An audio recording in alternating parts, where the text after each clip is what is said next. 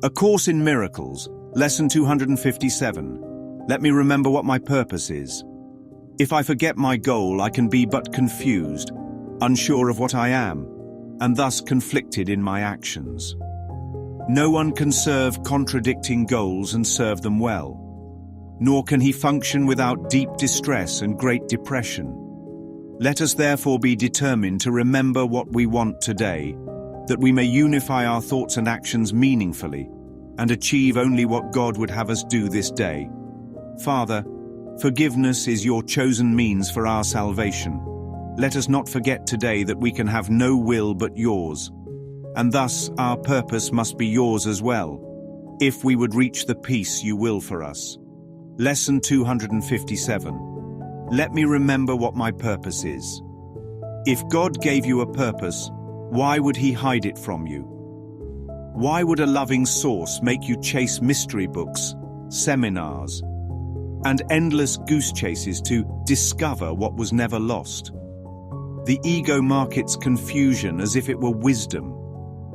50 million people bought the purpose-driven life, but not one of those copies could give what was already written into the mind by God. The Course says it plain. If I forget my goal, I can be but confused. Confusion isn't a condition of the world, it's the effect of misidentification. Think you're a body. Think you're here to get things, achieve things, please a wife and a girlfriend at the same time. That's what it means to serve contradictory goals. You can't do it without distress. The ego loves conflict because conflict guarantees you'll never rest in certainty. But one purpose cuts through every lie. Not my purpose, not your purpose, God's purpose. And what is that? Forgiveness. Father, forgiveness is your chosen means of salvation. Out of infinite possibilities, forgiveness was chosen, not because God had a whim, but because forgiveness alone undoes the error at its root. Forgiveness is not about pardoning sin. It's about recognizing there was never anything to pardon. It collapses the contradiction between what you think you are and what you truly are. When forgiveness is accepted, thought, word, and deed align. No more divided goals, no more purpose-driven chasing, because you are the purpose. The so-called purpose-driven life becomes the life-driven purpose, driven by life itself, not by the ego's counterfeit scripts.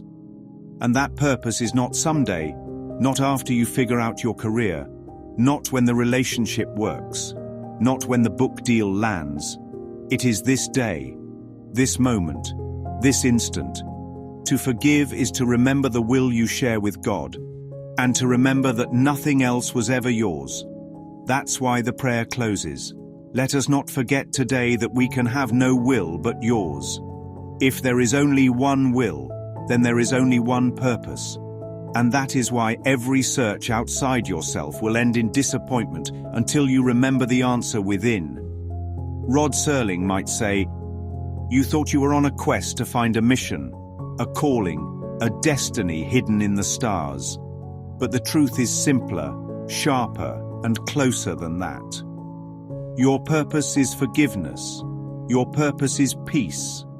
And the ego's library of 158.5 million books can't change a single word of what was already written by God in your mind."